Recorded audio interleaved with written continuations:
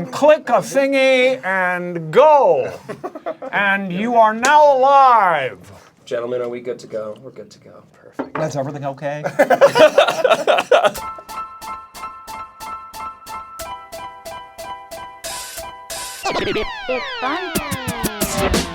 Hello and welcome to TIFF Long Take. It is the 2017 Toronto International Film Festival, and while Geoff and I may look relaxed on the inside, we're freaking out a little bit because we are here with our collective idol, Mr. No one Jim would Carrey. ever know it. You are so slick right out of the gate. Right? Unbelievable the way you put that together. It's not our first rodeo, Jim. Are you a student of the National Institute of Broadcasting by any chance? Born and raised. Really? Yeah. He was literally Can I tell you about the National Institute of Broadcasting? Please do. Well, I don't want to make any aspersions or anything. I don't know what they're doing now. But when I was, I guess, 15, I was 15 years old, and I was looking for a way into the business, and my dad was out of work, and he was a great character, so we decided we wanted to be radio personalities or television personalities of some kind. Yeah. So we heard about this place called the National Institute of Broadcasting, and we came down to do the kind of initiation, commencement, whatever it is, where they really scrutinize you, and they hear your voice, and they see you, and they interview you, and they decide whether you're eligible to pay them $800. And What did they decide? they, oddly enough, both of us got in. What? Incredible. I mean, what are the odds of that? That is. So we got in, did the whole rigmarole. That's not even a word. It's sort of it's I'm a like word. Dylan now. Thomas. It's now a word. I'm making up words. Goo goo gajoob. So we got in. We were so stoked. It was like me and my dad. That's we were going exciting, to be right? broadcasters. Totally exciting. And then we came for the first lesson, and it was in a kind of a warehousey type thing on Bloor Street. And the first lesson was how to be a network anchorman. Oh. And we all Really starting right at the top, eh? right to it. Shoot high. So we lined up in this line, and they said, okay, line up here, here's your copy. We're going to just test how you are in front of a camera. And they gave me the copy, and gave my dad the copy, and my dad and I turned and joined the line, and were stunned, silent, because the guy on camera that was being tested at that time was suffering from a horrible facial tic. Oh. And he was going, yes. And then there's tonight, like this kind of thing. Like this. And then we looked through the line, and it was just basically like Lourdes. $800 well spent. $800 well spent. They made it. They all made it. Oh my You know, gosh. and of course, then I kind of got known doing the stand-up comedy, and they took out a full-page ad to credit for it. At that age, like, what we were wondering is what was the first character you ever created? Oh my gosh. I used to imitate the Carol Burnett show all the time when I was a kid. I used to imitate Tim Conway. The old man is coming in and shuffling and going over here. And all that stuff. So that was my childhood, was Carol Burnett. Yeah. And the great thing is that they're having their 50th anniversary. And, Carol has known this story for a long time, that I tried to get on her show when I was 10 years old. Yeah, you sent a resume in, right? I sent a little resume and a list of the impressions I did, which were like 120 people at that time. Wait, you had an actual itemized list of 120 All impressions? the people that I did, yeah. And I wanted on the show, I said, like one of the regulars, like Tim Conway or Harvey Korman. And they sent me, I got a letter back from Hollywood. It was like the greatest day of my life. That's incredible. Everything went into slow motion.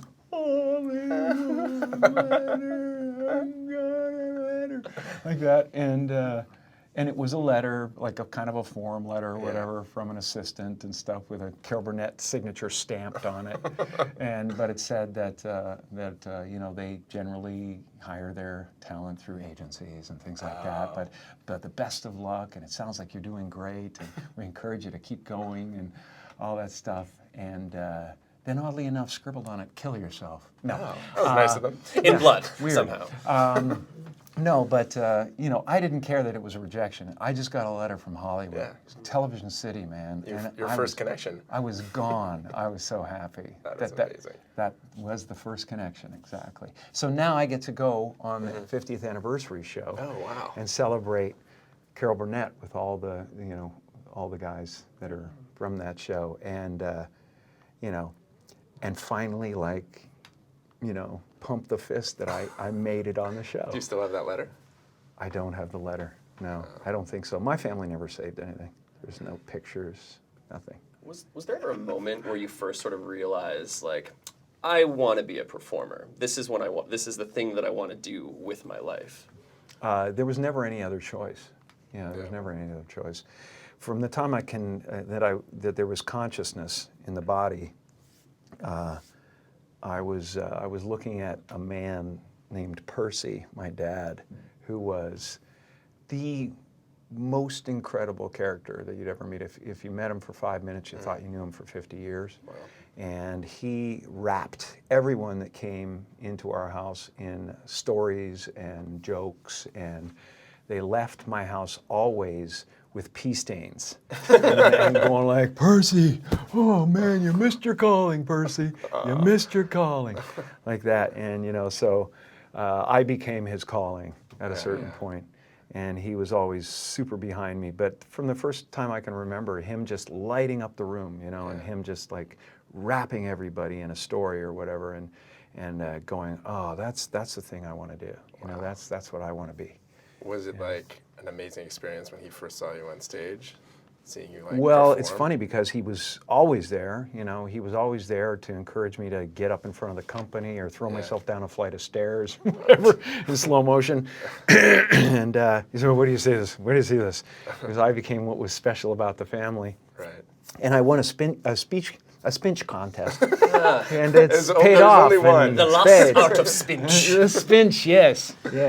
I'm going to make a spinch now. Kennedy was one of the best at spinches, I believe. They're best at many things. No, but I won a speech contest, a Halton County speech contest. Hey. When I was, I believe, that was grade 6, and about comedy. Yeah. And I did, and I learned how to do ventriloquism for it, and I bought a little dummy and learned about all the different types of comedy, and did some research about spoonerisms and whatever else that I could talk about, and I won the contest, and I was so flabbergasted, but the greatest memory of it was that my father was in the front row, and as soon as they announced that I had won, he went, "Ah!" like this, and his dentures from the top fell off to the bottom. He went, "Ah!" like that. And that's the image that I have. Like my first giant victory on stage is my father's dentures falling. You're obviously inspired by your dad, but when did you first come in contact or kind of meet Andy Kaufman? Well, it was early on. I mean, Andy Kaufman was just kind of a odd, at first, like everybody with Andy, is like, what am I watching here? I'm used to Carol Burnett, and I'm used to people presenting themselves, and I am so-and-so, and here's my gig, And this guy just twisted it all around. He didn't care about the form, and he was a challenge to form itself. So I had to process it, and then I just went, I really like this, because I had a rebellious streak early. It was never a wanting to hurt somebody streak. There were moments of that, but when we were poor, but there was mostly I want to challenge your beliefs. I want to challenge the properness of this occasion, or whatever it is, and throw it on its head in a way that you can accept and love, and it'll free you. So I've been in the business of freeing people from concern. I call it the Church of FFC, freedom from concern, and that's been my ministry my whole life. Sort of to that point, I mean, Andy Kaufman seemed to be someone who refused to be categorized. He he didn't really fit in a box. That's a and very cliche thing that you just said. Well, fine. Okay. Rob. Jeez. Refused to be categorized. Well, but like, he said He that flaunted convention. he said he was a song and dance man. Yeah. Right? Like he wasn't That's a right. comic. What do you think? Do you think that people can learn from that? Like being, like kind of refusing to be what they're told? I don't think they need to go out to do it. I just think it's in your nature or it isn't in your nature. It's like, it's kind of, I don't want to see the same old thing. Right. And I think there's a ton of people out there that don't want to see the same old thing. And it's very strange because I've been sharing things that, lately about what I believe and stuff that are really kind of, maybe a few years ago might have been like, okay, Jim, yeah, maybe we'll join you on that planet someday. But Yeah, we'll call you sometime. we'll send a probe and check out the atmosphere, see if it's livable. But yeah, there's a lot of methane here. Cow farts. But, I'm finding that people are all kind of for the most part, accepting of another kind of way of looking at things or letting go of character. There's this kind of weird thing. Like I went on a Broadway stage with Michael Moore last week, and I did a lot of comedy and I did political stuff, and that was all great. And then I just kind of slowed down and started talking about the river of tears that we all have to face, and eventually, and that we're all avoiding, and how at the other side there's, that your body can survive it, but you can't, and and you're better off without a you or an I. And I got into that pretty heavily, and they were looking at me like, this isn't what he's supposed to say. Right. It was more like, you're supposed to say, we're important, and you're supposed to say it's all going to be all right, and you're supposed to say that whatever you dream can come true, and you're supposed to say all those things. I do believe in manifestation, power of that kind of stuff, but I don't believe that any of it matters. This mattering is to me a human construct, born out of a need, the same need as you have to have, deities and things like that. I mean, I believe in an energy of God, an energy of, everything is divine. There's no thing that isn't divine. Everything is divine, and I'm that. I'm not the body. I'm you guys, and I'm this thing, and I'm this thing, and I'm the cameras, and it doesn't matter to me what's happening on them. Sometimes I still have the groove cut in me that, wants my hair to look nice. Right. It's an ancient thing. Yeah. There's still ego there, but I don't, I'm finding that ultimately the freedom from it is something people are kind of hungry for in a way. Right. They're like, I don't want to be me either. Right. And I go, well, great, because you never have been. Right. Has this always been the case? Like, deep down, is that been something that you've always thought of, or is that a shift? The knowledge has been evolving, and I had to, I believe that I had to become a famous, idea. Yeah. And get all the stuff that people dream about, and accomplish a bunch of things that that look like success in order to give up my attachment to those things. It's been a part of the evolution of ego is to spend your first half of your life acquiring and adding, thinking you can add to yourself, and it looks great. I mean, it looks great when you got a cool car and you got nice clothes, and and you're and you've done something that people admire, but it can never fulfill you. You can never be happy. You know what I mean? It's not where happiness comes from. And I dealt with depression, a few years ago, and people still think, well, he's going through. You can tell he's depressed, and it's not. I have no depression in my life whatsoever. Literally none. I have sadness and joy and elation and satisfaction and gratitude beyond belief, but all of it is weather, and it just spins around the planet. It's not. It doesn't sit on me long enough to kill me. Do you have a happy place? Besides here. There's just It's just everywhere. with us, There's right? just everything. The happy place is realizing that you're everything, you know, and that there's no real you involved in the first place.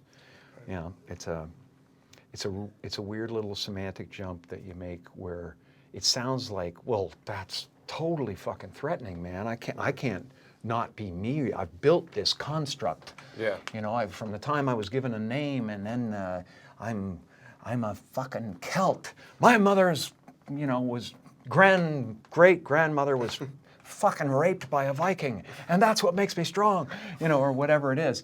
And it's just ideas. They're Right. just ideas.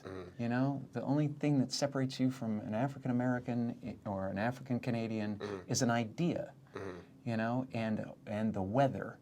Right. You know, and the adaptation to the climate, and whatever it is, I don't believe in any of it, and so the feeling of wholeness is a different feeling than meanness. You know? One of the things you said in the film, in Jim and Andy, which really kind of struck a chord with both Geoff and I, was that, you know, we're playing characters and characters are playing us. Yeah.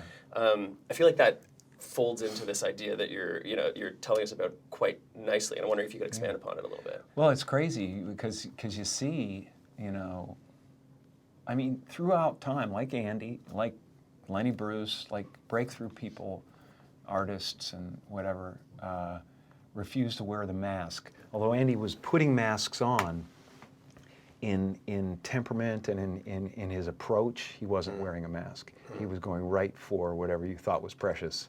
Right. And those types of people make it really hard for people to wear their masks, you know? So those who wish to masquerade for the rest of this virtual game sometimes are made really uncomfortable by it. You know, they're like, it really looks like a mask beside somebody who's not wearing a mask. Yeah. Do you think there could be growth from that for those kinds of people, like that I have a growth. uncomfortability? Oh God! All right, well, Yeah. is it possible? I'm not having it removed either. Well, there you go. Never. In the documentary, you mentioned that characters like I have a Stanley- melanoma. It's called Trump. Who doesn't? Yeah, do you feel like happier to be up north, where we're slightly away from him right now? I don't know if happier is the word, but I'm always, you know, I always have a beautiful feeling coming back and listening to April Wine. Every time I come back, I like listen to the bands I grew up with and stuff like that, and imagine the Ravine and Tammy Lauren making out and having my brother buy the 2.4 of Export and whatever. You know, I go through all that stuff. You know, and I get glimpses, like when I talk to you guys, I'm feeling the Canadian thing, Yeah. and it's great. You know, when you come to the film festival, you know, a lot of that is kind of obscured. You could be anywhere because all I'm seeing is, Jim, please, I got like that. Oh, come on, Jim, you didn't get me over there. I was over there and you didn't get me. And that kind of stuff. And so that's not really a Canadian thing. Right. It doesn't feel like anyway. And but it is. It's always nice to be back here. It's always nice to be back here. It's a beautiful place. You know, it's a kind of heaven. You know. In the documentary, you mentioned that characters like Stanley Ipkiss in The Mask, Truman Burbank, Truman Show, Joel Barish, Eternal Sunshine, they all represented emotional states that you were in at that time of production. I thought that was really interesting. Do you think you were looking for these characters, or were these characters kind of born out of the place that you were in? Yeah, they're attracted to whatever that magnetism is at that time. You know, I don't really look for things, and it's the same with painting and sculpting and whatever. I'll just start, and it happens that later on, my subconscious mind told me something, just like the scripts tell me something about where I was at. You know, and so they find me. You know, and that's why I disappear for long periods of time, because people go, well, what the hell, man? You're supposed to make 2.5 movies a year. Yeah, And I go, but that's playing to a demographic, and I don't want to do that ever. And plus, when you go away a little bit, sometimes you learn a new stroke. You know, it's like you lop your right arm off to learn how to write with your left, and then you sew the right arm back on when you've learned, and then you go, hey, check it out. You know, and then you can come back. Still, you can do the old stuff, but the new stuff is there too. Yeah. You know. You reference, Jekyll and Hyde as an idea in the documentary, and how I don't. Jekyll does. There we go. Oh, that was Jekyll. That was Jekyll that said that. You talk about like Jim Carrey the man, Jim Carrey the performer. Are you more comfortable as one or the other, or is that like, are they even mutually exclusive? I don't exist, so they're all characters that I've played, including Jim Carrey, including Joel Barish, including any of those things. They're all characters. Jim Carrey was a less intentional character, Right.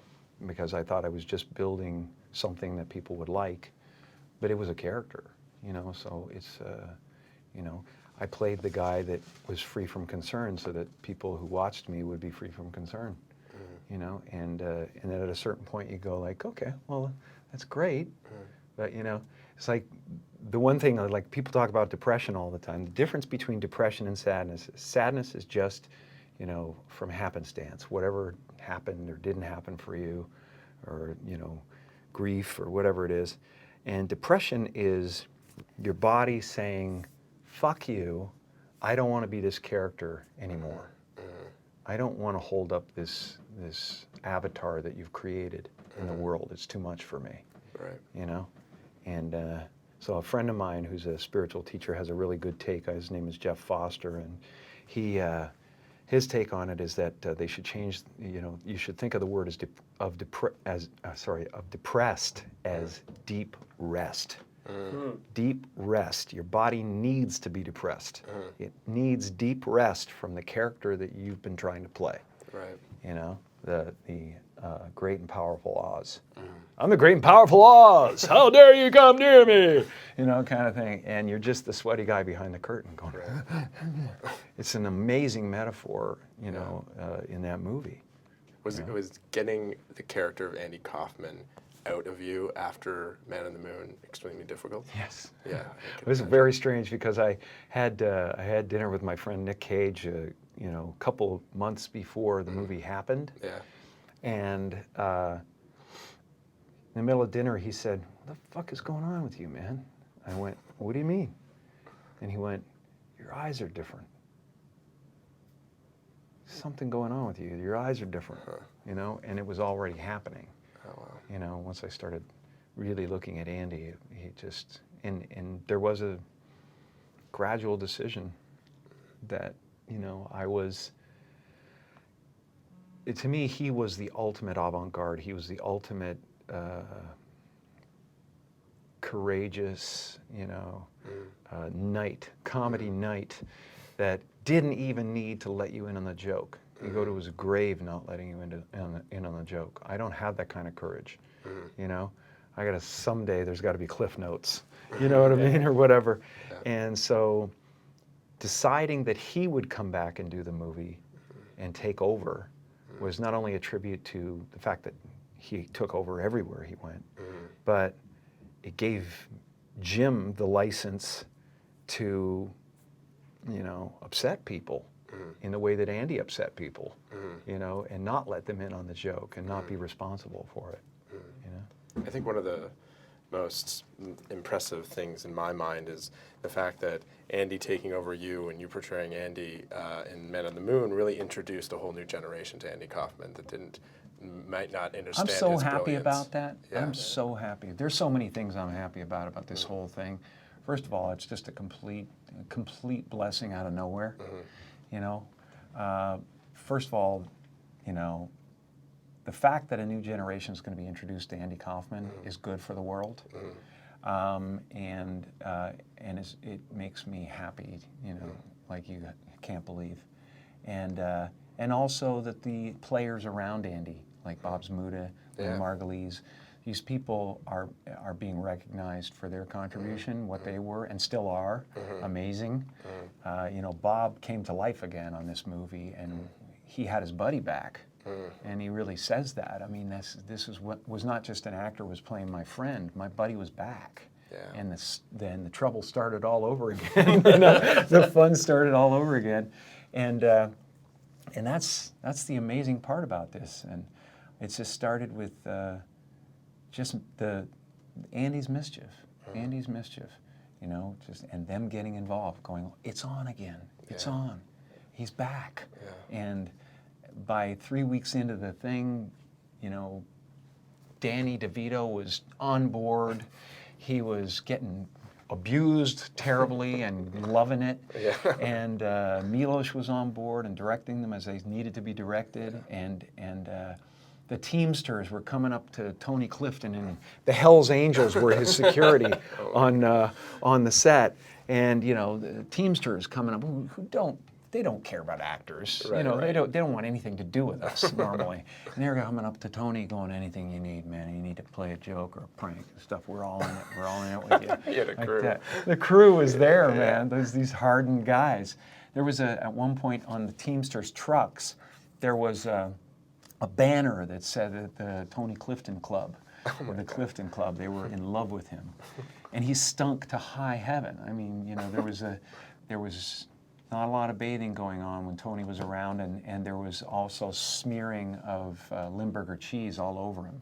Ooh. So it Delicious smelled, and confusing. It smelled like baby shit, like from 20 feet away, and you would not believe how attractive women found that.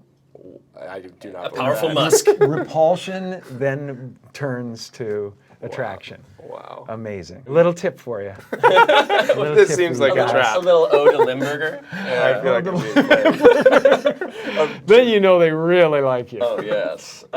Jim, we know that you're super, super busy. We love the film. Congratulations. Thank you so much for Thanks. taking the time to chat with us. So great to be here. We really hope to see you again soon. And good luck with your broadcasting careers. Thank you, sir. All right. Gotta make that $800. National Institute of Broadcasting. Be there.